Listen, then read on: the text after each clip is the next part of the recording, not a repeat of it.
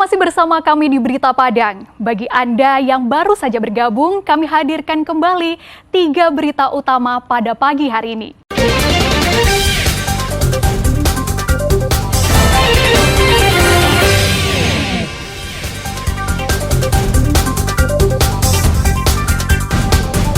Kasus penggelapan dana bansos yang dilakukan oknum pekerja sosial masyarakat Batang Arau tak jelas juntrungannya.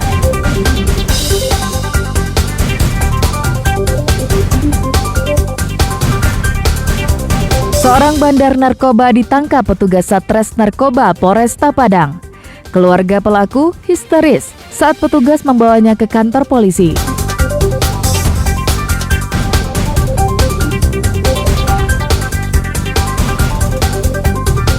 Kasus narkoba di pesisir selatan meningkat pada tahun 2023.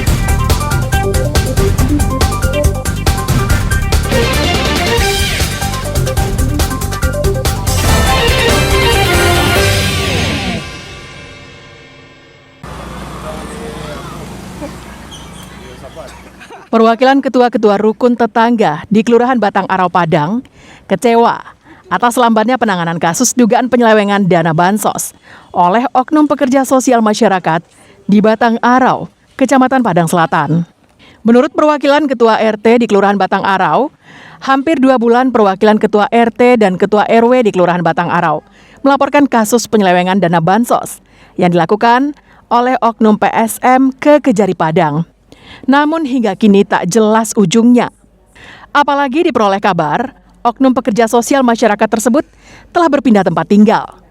Mirisnya, hingga kini pelapor yang terdiri dari perwakilan RT dan RW di Kelurahan Batang Arau tidak pernah lagi dimintai keterangannya sebagai saksi oleh pihak Kejaksaan Negeri Padang.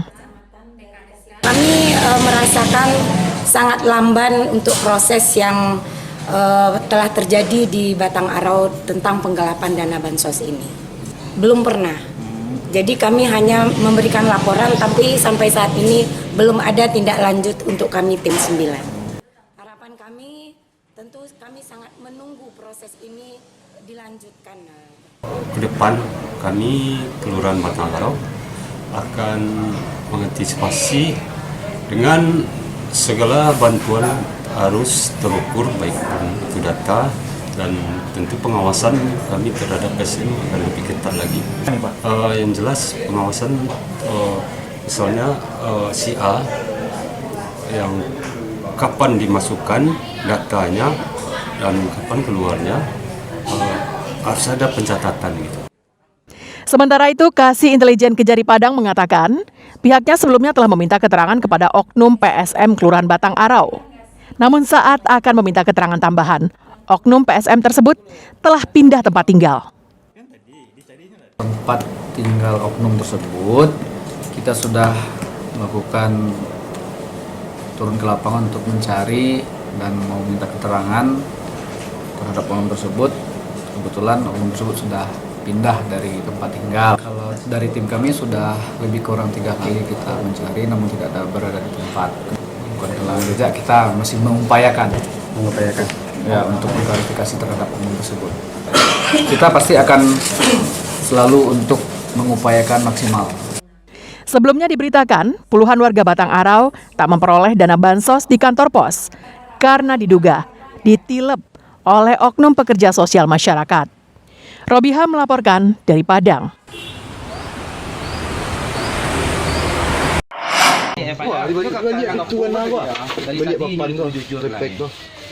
Meski telah menghuni lembaga pemasyarakatan karena kasus narkoba selama 2 tahun, ternyata tak menyurutkan niat DP untuk kembali menjalankan aksinya sebagai bandar narkotika jenis sabu-sabu.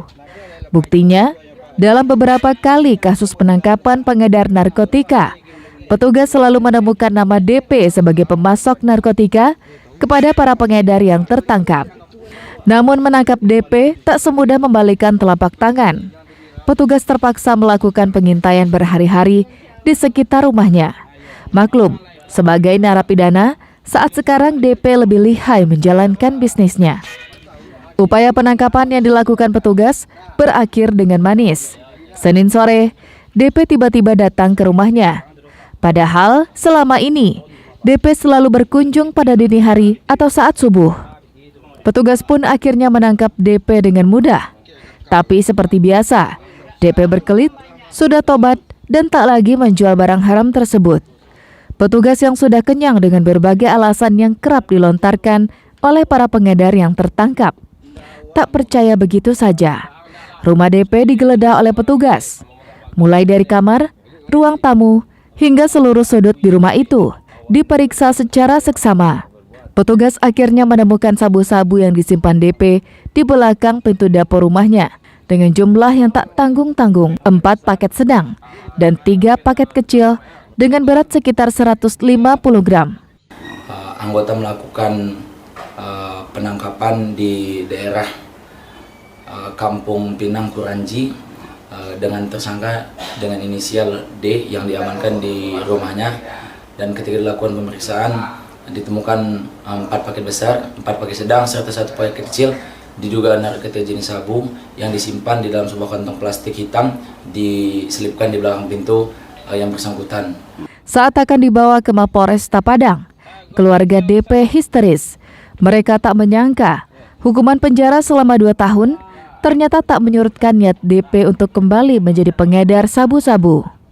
Atas perbuatannya, bapak satu anak ini dijerat dengan pasal 112 dan pasal 114 Undang-Undang Nomor 35 Tahun 2009 tentang narkotika dengan ancaman hukuman penjara setinggi-tingginya seumur hidup.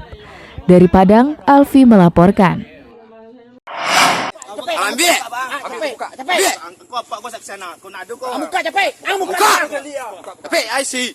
Pada tahun 2023, kasus narkoba di pesisir selatan meningkat menjadi 66 kasus, lebih tinggi dibandingkan pada tahun 2022 yang hanya 64 kasus.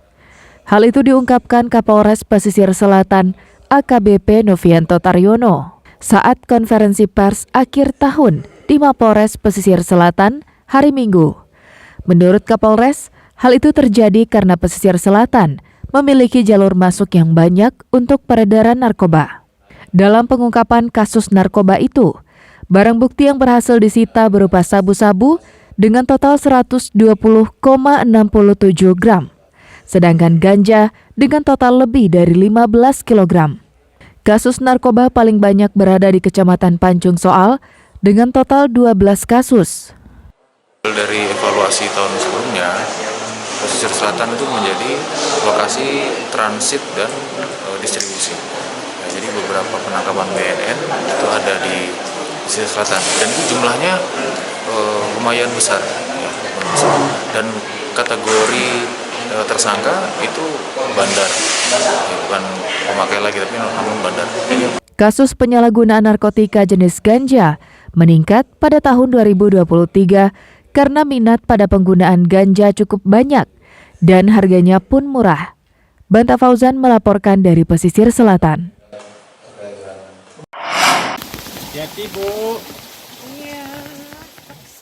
Pasca pergantian malam tahun baru Selasa pagi, ratusan pendaki Gunung Talang yang berada di Kabupaten Solo sudah kembali turun. Basarnas Solo Selatan mencatat, dari 352 orang pendaki, baru 230 orang pendaki yang sudah kembali turun. Sisanya masih berada di puncak Gunung Talang. Tim SAR Pos Unit Solo Selatan harus mengawasi dan memantau ratusan pendaki berada di puncak Gunung Talang di Kabupaten Solo saat pergantian malam tahun baru. Pos Unit SAR Solo Selatan mencatat, dari 2 pintu masuk Gunung Talang, sebanyak 352 orang pendaki berada di puncak gunung saat malam pergantian tahun baru 2024.